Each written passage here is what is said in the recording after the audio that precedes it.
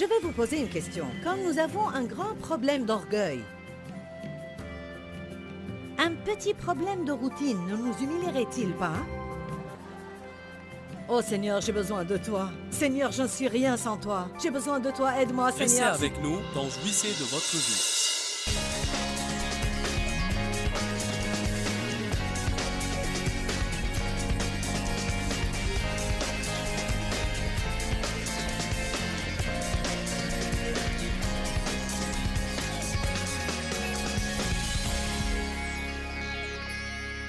On va parler ce week-end de la nécessité d'être content et satisfait. Et je vous dis, si vous n'avez pas besoin de ce message, je vais le prêcher pour moi-même ce week-end. Car je crois qu'on se sent tous de temps en temps touchés et accablés par l'esprit de mécontentement et d'insatisfaction.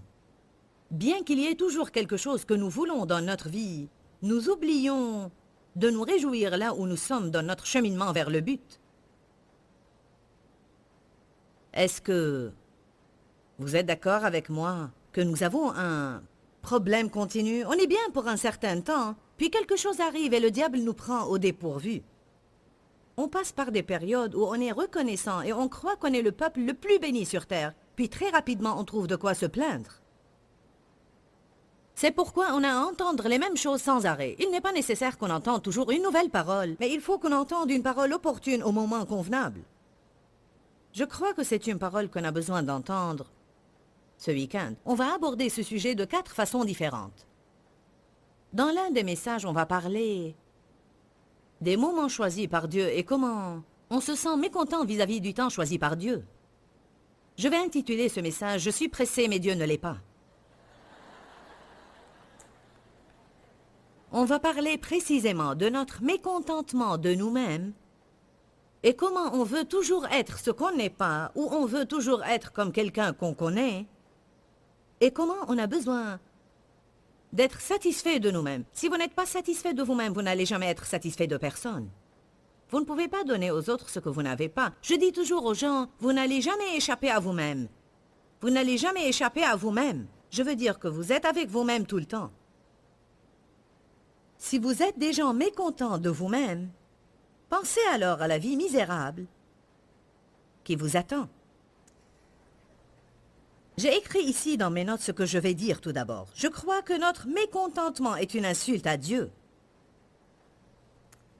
Puisque j'aime Dieu et que je ne veux jamais faire quelque chose qui l'insulte ou bien qui attriste le Saint-Esprit, c'est une bonne façon de voir les choses. Quand je me sens mécontente, quand je murmure et quand je me plains, j'insulte le Seigneur, je l'attriste. Parce qu'il dit, je suis en charge de votre vie, j'ai un bon plan. Je transforme le tout pour votre bien. Mes voix et mes pensées sont élevées au-dessus de vos voix et vos pensées. Vous ne savez pas ce que je fais, mais ayez confiance en ce que je fais. Et il veut de nous qu'on agisse comme si on croit ceci. Et non pas qu'on trouve toujours de nouvelles choses envers lesquelles on sera mécontent. Le royaume de Dieu offre des avantages. Un de ces avantages est le privilège d'être content et satisfait, même quand les circonstances de notre vie ne nous conviennent pas. 1 Timothée chapitre 6, verset 6. C'est en effet une grande source de gain et de profit que la piété accompagnée de contentement, car le contentement qui est une suffisance intérieure est un gain abondant. Car nous n'avons rien apporté dans le monde, et il est évident que nous n'en pouvons rien emporter.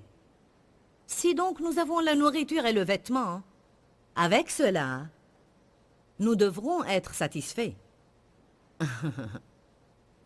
Je vous assure qu'il n'y a aucune personne dans cet endroit qui se contenterait avec la nourriture et le vêtement. Car nous les avons tous. Cela ne veut pas dire nécessairement que Dieu est en train de dire « c'est tout ce que je veux que vous ayez ».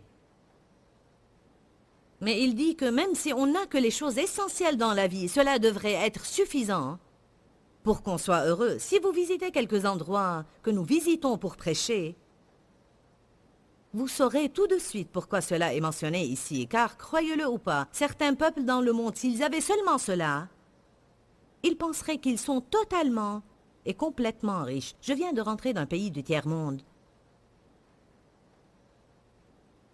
Et jusqu'à présent, je hoche la tête avec incrédulité quand je vois comment certaines personnes ont à vivre. Je vous dis la vérité absolue. Il y a des gens dans le monde aujourd'hui qui vivent dans des conditions inhumaines. Je parle de vivre dans la saleté, dans la misère et dans la faim. Ils portent des guenilles et ils n'ont pas de l'eau propre pour prendre un bain. Et je vous dis que je me sens vraiment reconnaissante quand je prends un bain chaud dans de tels endroits. Amen. Le contentement et la satisfaction sont des avantages du royaume. Et on a besoin d'être secoué de temps en temps pour qu'on reprenne le bon chemin. Je ne crois pas qu'il y a quelqu'un ici qui n'a pas entendu un tel message. Mais parfois on s'écarte du chemin étroit et on suit le chemin large. Et c'est de cette façon que Dieu nous remet sur le bon chemin. Alors nous allons subir un ajustement ce soir, ok? Un ajustement par l'esprit. Regardons un peu le côté négatif de ceci. Mécontent, malheureux, triste, insatisfait, sens de ressentiment. Une vie insatisfaisante, une vie qui ne fait pas plaisir à la personne. De différents sentiments qui révèlent le mécontentement. En fait, cela tourmente la personne. Être content, être satisfait est vraiment une source de joie. Mais être mécontent est une source de peine et de tourment. On sait cela, mais cependant, parfois, il est difficile de l'appliquer. C'est ridicule d'être contrarié par des choses que vous ne pouvez pas changer. Je crois que c'est ce qui nous énerve vraiment, ne pas pouvoir changer les choses. Le point essentiel, c'est que la plupart de nous aiment contrôler les situations. La plupart de nous aimeraient être de petits Saint-Esprits qui essayent tout le temps de faire ce que Dieu seul peut faire. Plusieurs d'entre nous étaient en train de discuter aujourd'hui au déjeuner. Des amis à nous qui sont venus pour la réunion. Et Dave et moi étions en train de dire comment on aimait régler les choses. On aime arranger nos enfants. On aime changer notre patron qui ne nous traite pas comme il faut. On veut arranger le monde. On veut apprendre aux autres comment faire les choses et on veut qu'ils s'appliquent à faire ce qu'on leur dit de faire. Le point essentiel est qu'il y a beaucoup de choses que Dieu seul peut changer. Au cours de tout cela, on a besoin d'apprendre à être content là où on est sur notre chemin vers le but. Car ce jour que je vis ne reviendra jamais. Une fois passé, il ne revient plus. Il est passé, passé, passé. Ce n'est pas étonnant que David ait dit « C'est la journée que l'Éternel a faite, je vais... » J'ai un sentiment que David s'est levé ce jour-là en se sentant mal. Je le sens vraiment. Je crois que quand on lit de telles choses dans la Bible, on découvre les annales de personnes qui ont senti ce qu'on ressent nous-mêmes parfois. Et elles avaient à prendre une décision et faire une déclaration de foi, de ne pas vivre selon leurs sentiments. C'est ici la journée que l'Éternel a faite. C'est un luxe précieux que le Seigneur m'a donné, vivre et respirer. Encore un jour. Comment je vais vivre ce jour? Je vais le vivre dans l'allégresse et la joie. Et on sait tous que pour faire cela, on aura parfois à parler à nous-mêmes. Bien, regardons le côté positif. Le mot content veut dire être satisfait et résigné à vos circonstances. On n'aime pas cela tout de suite car on pense « je ne vais pas accepter ce qui se passe dans ma vie ». Personne ne dit qu'être content veut dire ne jamais vouloir changer. Évidemment, on veut tous voir des changements en nous-mêmes, dans nos finances, dans le monde entier et dans les gens qui nous entourent. Comment pourrais-je regarder le monde et dire « je suis satisfaite » ? Je veux voir un changement. Cependant, l'apôtre Paul dit, j'aime la façon dont cela est inscrit dans la Bible amplifiée. Paul a dit, j'ai appris à être content et satisfait au point de ne pas être inquiet. Et non pas au point de ne jamais vouloir changer. Je veux changer, nous voulons tous changer. Mais satisfait au point de ne pas être inquiet, quel que soit l'état dans lequel je me trouve. Et je crois qu'on a à l'apprendre. Je ne sais pas combien il a fallu à Paul pour l'apprendre. Et combien de fois il avait à faire le tour de la montagne avant de l'apprendre. Mais d'une manière ou d'une autre, il l'a finalement appris. Allons, où Paul a parlé de cela dans Philippiens chapitre 4.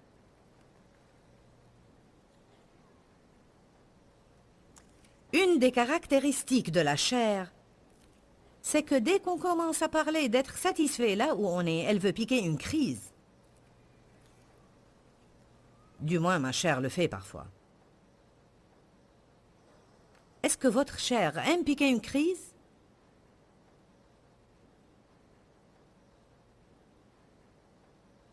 Parfois, je me trouve face à des problèmes quand je ne veux pas en avoir. Je n'ai pas prévu de me lever et d'avoir un problème. J'ai soif de plus de contentement dans ma vie. Qui d'entre vous a soif d'un plus haut niveau de contentement et de satisfaction dans sa vie? Vous savez quoi? Ça ne va pas tomber sur nous. Nous aurons à essayer de l'obtenir. Nous aurons à apprendre certaines choses et à prendre une décision. Je vais persévérer et découvrir comment être content. Et je suis totalement prêt à faire tout changement nécessaire pour atteindre un niveau plus profond de contentement et de satisfaction dans ma vie. Philippiens 4, verset 11. Ce n'est pas en vue de mes besoins que je dis cela. Paul disait dans le verset précédent, « Je suis content parce que vous m'avez envoyé une offrande. » Puis il ajoute après, « Ce n'est pas en vue de mes besoins que je dis cela. » Il a dit, « Ce n'est pas que j'avais besoin de quelque chose. Et puisque vous m'avez envoyé une offrande maintenant, je me sens content. J'étais content avant que vous me l'ayez envoyé. Parce que j'ai appris à être content et satisfait au point de ne pas être inquiet ou troublé, quel que soit l'état où je me trouve. Je sais vivre dans le dénuement, je sais vivre dans l'humiliation et dans la gêne, je sais aussi vivre dans l'abondance et je sais jouir de la postérité. En tout et partout, j'ai appris le secret. Dites tous, le secret. Paul, nous te prions de nous dévoiler ce secret. En tout et partout, j'ai appris le secret de m'accommoder à toutes les situations et à toutes les circonstances, que je sois rassasié ou que j'ai faim, que je connaisse l'abondance ou que je sois dans le besoin. Puis on arrive à l'écriture qu'on lit.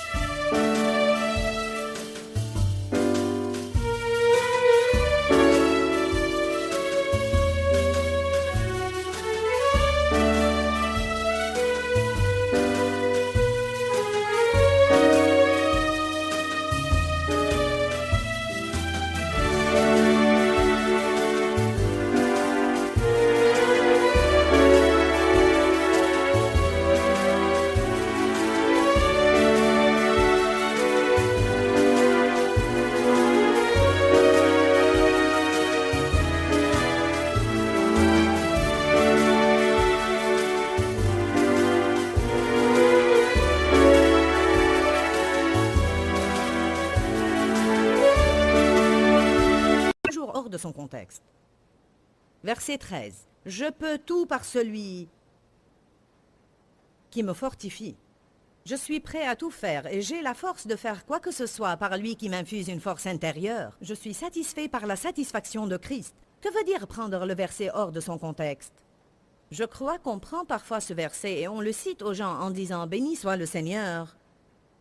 Si vous voulez vraiment avoir un ministère mondial, vous pouvez certainement l'avoir. Non, vous ne pouvez pas l'avoir si Dieu ne le veut pas. Il y a des dons et une grâce spéciale dans la vie des personnes et aucun d'entre nous ne peut aller au-delà de l'appel de Dieu sur sa vie. Chacun d'entre nous doit accomplir et achever ce que Dieu l'a appelé à faire, mais on ne peut pas dire à quelqu'un d'autre « je vais faire ce que tu fais ». Je peux tout par le Christ qui me fortifie. Même si j'ai très envie d'être un conducteur de louange, je ne vais pas pouvoir le faire.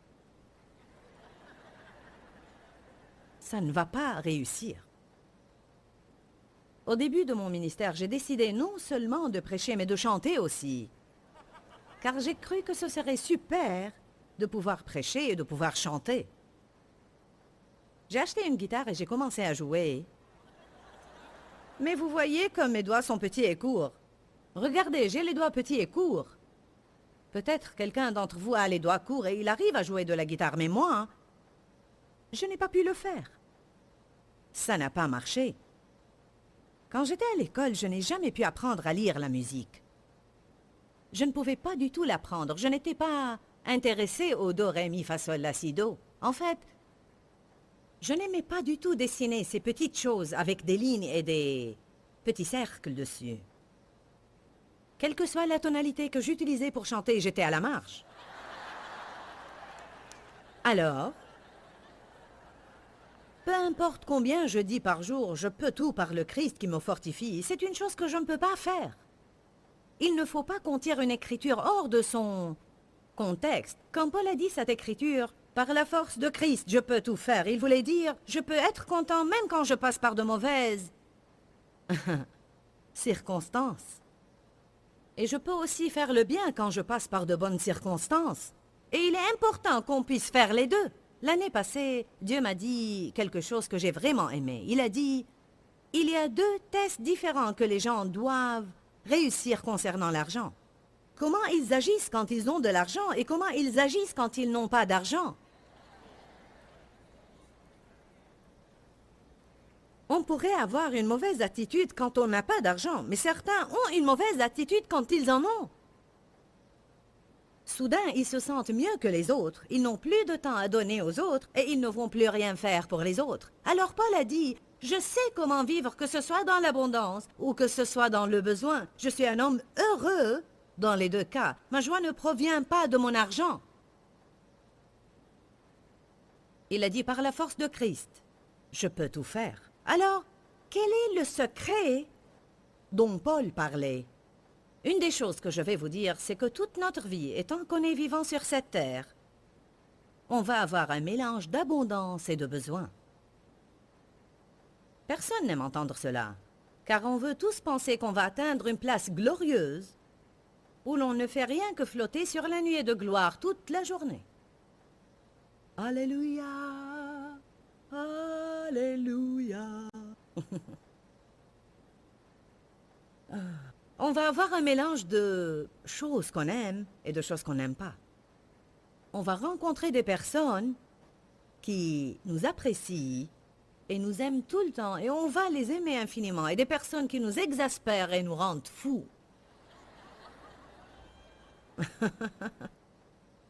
Amen. Je t'en prie, éloigne cette personne vite de ma vie, Seigneur. Cela ne vous fera aucun bien. Vous allez rencontrer au moins 2 personnes pareilles dans l'endroit suivant que vous allez visiter.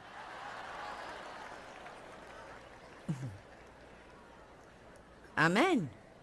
J'ai lu cela dans Philippiens 4 et le Saint-Esprit m'a arrêté. Et ainsi, j'ai commencé à apprendre une partie du secret.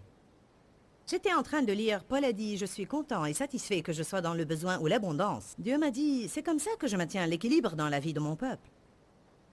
Quoi? Équilibre, c'est comme ça que je maintiens l'équilibre. Puis j'ai vu cela dans l'esprit. J'ai vu comme une balance dans laquelle vous mettez un peu de choses de ce côté, et elle tend vers ce côté, puis vous mettez un poids égal de l'autre côté pour atteindre l'équilibre. Mais si vous augmentez le poids ici, elle tend de nouveau vers ce côté. C'est toute une affaire de garder la même quantité de poids dans les 2 côtés de la balance pour qu'elle reste en équilibre. Et vous savez, l'équilibre dans votre vie est extrêmement important. 1 Pierre 5, 8 dit, « Soyez bien équilibrés et sobres, car votre adversaire, le diable, rôde comme un lion rugissant, cherchant qui il dévorera. Et je vous dis, puisque nous sommes des êtres humains, formés d'une chair, qui n'est rien que de la poussière de la terre, et bien qu'on soit né de nouveau et qu'on ait une nouvelle nature, le péché ne disparaît pas, mais il continue toujours à nous attaquer et attaquer. Il se peut, en réalité, qu'on perde l'équilibre de notre vie. Et puisque nous avons cette nature-là, si tout dans notre vie va bien, soudain on devient comme ça. Et notre attitude va vers le pire. Vous savez pourquoi? Parce que nous, les êtres humains, nous ne sommes pas Dieu. Et bien que son esprit soit en nous pour nous corriger et nous guider, on n'est pas capable par nous-mêmes de garder une bonne attitude si tout dans notre vie se fait tout le temps de la façon que nous voulons. Vraiment, très bientôt, on va se considérer mieux que tous les autres et on va commencer à dire « Ah, si seulement vous étiez aussi spirituel que moi ». Il faut qu'il y ait un certain péché dans votre vie, sinon vous n'auriez pas... Si seulement vous priez autant que moi, si vous alliez à la même église où je vais. Est-ce que vous m'entendez bien? Soudain, notre vie devient un désastre total. Et qu'est-ce qui nous équilibre de nouveau? Un problème. Je vais vous poser une question. Quand nous avons un grand problème d'orgueil, un petit problème de routine ne nous humilierait-il pas? Oh Seigneur, j'ai besoin de toi. Seigneur, je ne suis rien sans toi. J'ai besoin de toi, aide-moi Seigneur. Si tu ne m'aides pas, je ne sais pas ce que je vais faire. Puis une personne blessée arrive et vous raconte ses problèmes. Mon enfant a des problèmes et ceci et cela. Oh, alors on aura une compassion pour eux et on s'apitoiera sur eux. Mais quand tout va bien dans notre vie, on fait comme le pharisien, je jeûne et je donne la dîme.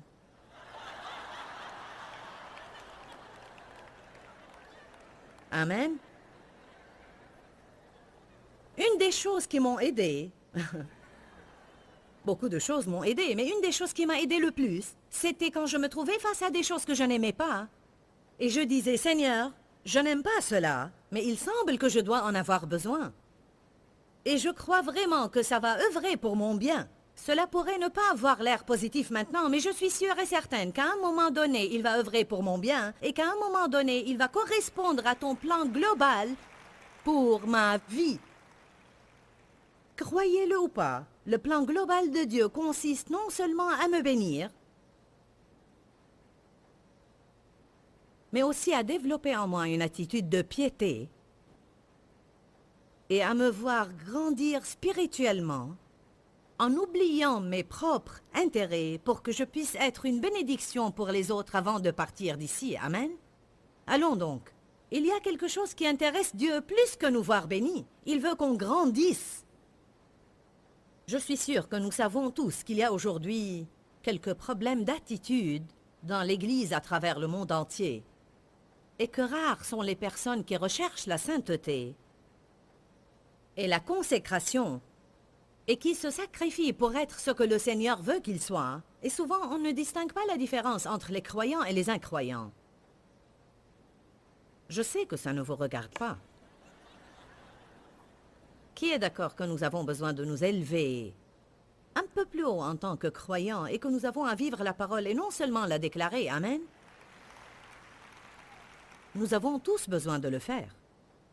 Qu'est-ce que Paul a appris d'autre? Quel autre secret a-t-il appris?